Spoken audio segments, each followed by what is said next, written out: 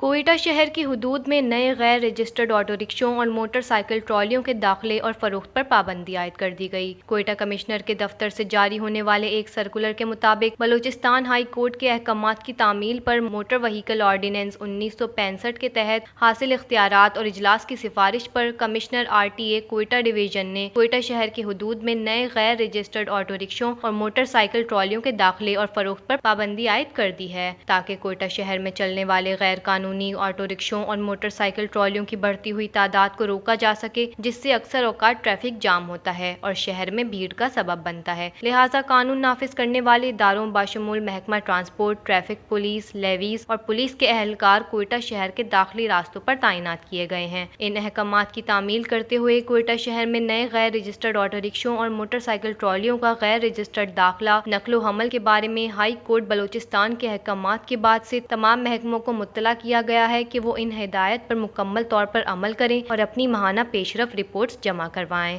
وش news, Quetta, Balochistan.